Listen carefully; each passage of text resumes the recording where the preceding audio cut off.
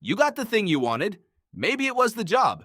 Maybe the relationship, the apartment, the number on the scale. You worked for it. You waited for it. And then you got it. And then, almost immediately, something strange happened. The feeling faded. Not slowly. Fast. Within days, sometimes hours, the satisfaction you expected to feel just wasn't there. And in its place was something quieter and much harder to explain. A kind of hollow.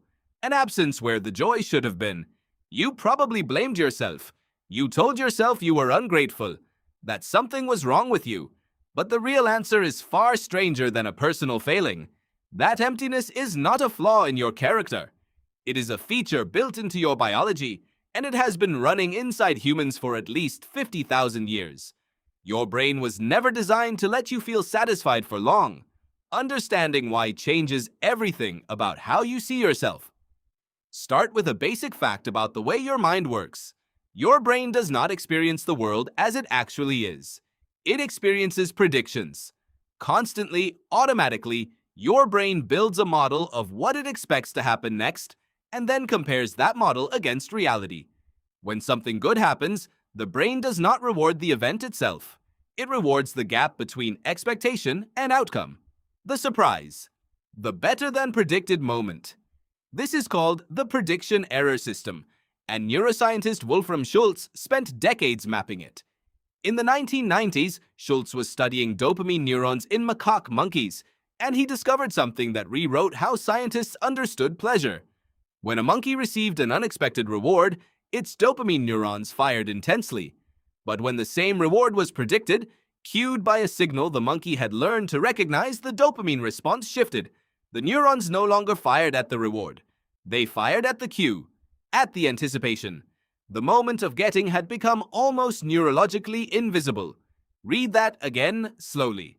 Your brain assigns chemical excitement to the pursuit, not the arrival.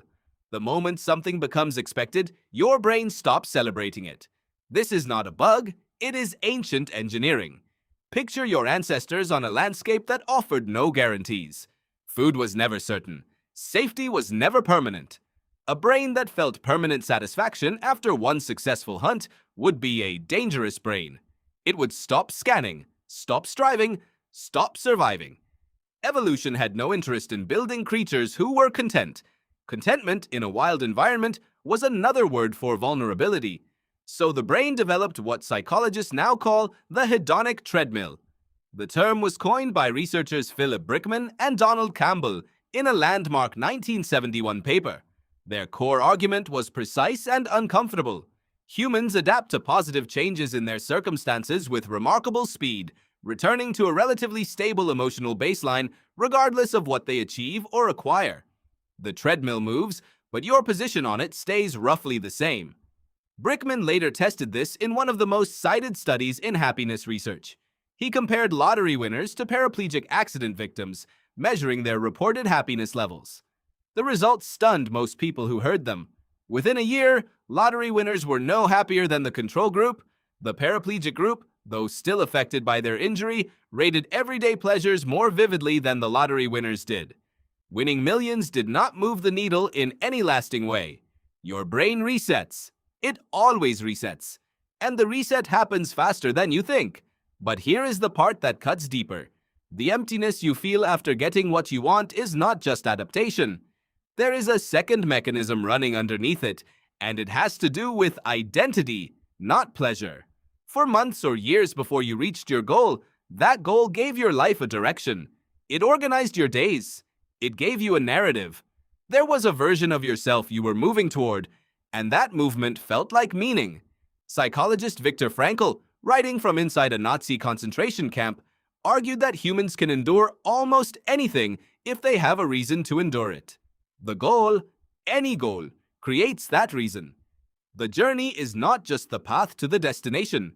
For your brain, the journey is the point. When the destination arrives, the narrative ends. The organizing story of your life closes its last chapter, and your brain, which had been running on that forward momentum, suddenly finds nothing to push against. This is why people who retire after long careers often spiral. Why athletes who win championships sometimes fall into depression the following season. Why people who finish a novel, build a company, or cross a finish line describe a strange grief afterward. The achievement was real. The emptiness that follows it is also real. Anthropologist Ernest Becker called the human need for heroic projects one of the deepest drives in the species. Humans need to feel they are part of something that transcends the ordinary day. When the project ends, something close to an existential vacuum opens up.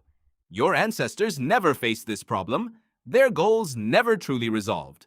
The hunt never permanently ended. The shelter was never fully finished. The tribe always needed something. The horizon of necessity kept moving, which meant the brain always had a forward direction to organize itself around. Arrival was never really an option. You live in a world that lets you arrive, and your brain does not know what to do with that.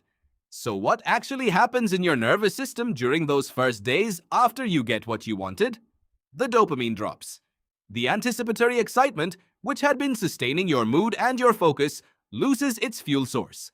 The goal that was generating it is gone. Researchers have found that this dopamine withdrawal can produce symptoms that look remarkably like mild depression, low motivation, difficulty finding pleasure in ordinary things, a sense of flatness that is hard to articulate. This is sometimes called the post-achievement blues, and it shows up across cultures and contexts. It hits new parents in the weeks after a baby arrives, when the fantasy of the moment collides with the reality of exhaustion. It hits students after graduation, when the structure of school dissolves and leaves only open space behind. It hits people after weddings, after promotions, after moves to the cities they dreamed of living in. The brain had been running toward the moment for so long that it had forgotten how to simply be inside one. And then, because the brain is adaptive, something else happens. A new want forms. Quietly, almost without your noticing, a new target appears on the horizon. A better version of what you just got. A next level. A different thing entirely. The treadmill starts moving again. Philosopher Alan Watts wrote about this cycle with uncomfortable clarity, calling it the backwards law. The idea that the more you pursue certain feelings as goals in themselves, the less you achieve them. The pursuit itself becomes the obstacle, and your brain, wired to reward anticipation over arrival, makes the backwards law feel almost neurologically inevitable. None of this means goals are pointless. It means the model most people use to understand goals is wrong. The satisfaction is not waiting at the finish line. It was never there. The satisfaction is generated inside the movement, the problem solving, the daily sense of inching forward towards something that matters.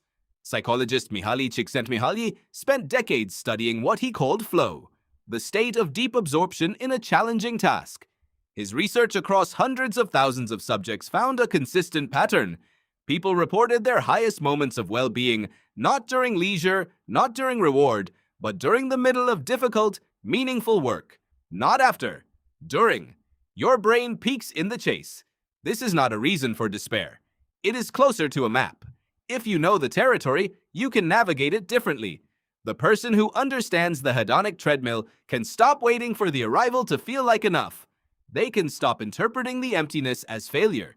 They can start building a life not around destinations but around directions, around problems worth having, around work that generates the feeling of forward movement regardless of whether any single finish line ever arrives.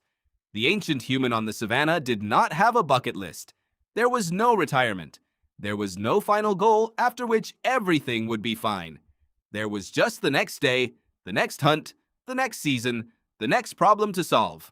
And in that relentless forward motion, something that functioned like meaning was being generated constantly, even if no one had a word for it yet. You still carry that wiring. The emptiness you felt after getting everything you wanted was not your failure to appreciate it. It was your 50,000-year-old nervous system doing exactly what it was built to do. It was keeping you moving. And the next time you feel that hollow open up after something good, you will know what it actually is. Not ingratitude, not a character flaw, just your ancient brain, clearing the screen, waiting to show you what you want next. You got the thing you wanted. And then your brain asked the only question it has ever known how to ask. What comes after this?